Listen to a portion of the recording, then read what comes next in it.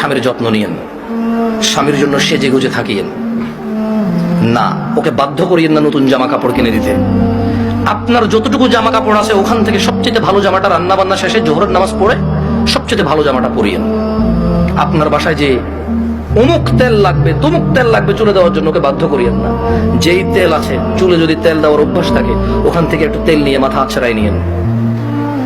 আর আপনার উপস্থিত যে জামা কাপড় আছে ওখান থেকে ভালো জামাটা পরিয়েন। স্বামী যখন ঘরে ঢুকবে মুচকি হেসে ওকে সালাম দিয়ে রিসিভ করিয়েন। ও যদি সালাম দিয়ে ঢোকার জ্ঞান রাখে, যোগ্যতা রাখে, অতটুকু ইবাদত করার যদি ওর মন মানসিকতা থাকে তো থাকলো, আর নাহলে আপনি ওকে রিসিভ করেন হাসি মুখে।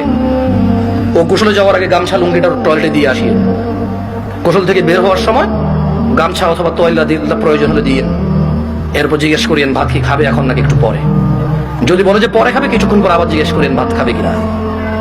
ও যদি পছন্দ করে যে ওর বাবা মা বোন এদের সাথে ভালো আচরণ করা, যদি ও পছন্দ করে আপনার পক্ষ থেকে, আপনি ওর বাবা মা বোন এদের সাথে ভালো আচরণ করিয়েন। ওরা যতই কটু কথা বলুক, আপনি ওর বাবা মা বোনের বিরুদ্ধে ওর কাছে বিচার দিয়েন না।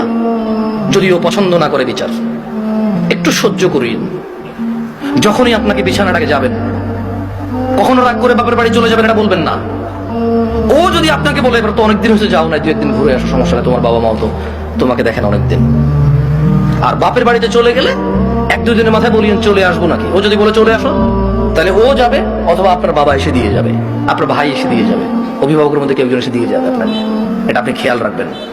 যদিও আপনার প্রতি রাগ করে, আপনি উল্টা রাগ করিয়েন না।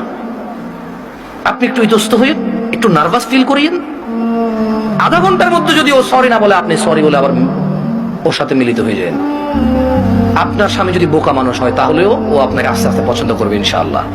আর যেই স্বামী ভালো, সেই স্বামী সবসময় চিন্তা করে আমার বউটা যদি একটু কটু কথাও বলে, ও যদি একটু কর্কশ হয়, ও কোনো পুরুষের সাথে কথা বলে না, চরিত্র নষ্ট করে না, এমন মহিলা রেখে দেওয়া যায়, ওকে পোষা উচিত, যত্ন করা উচিত।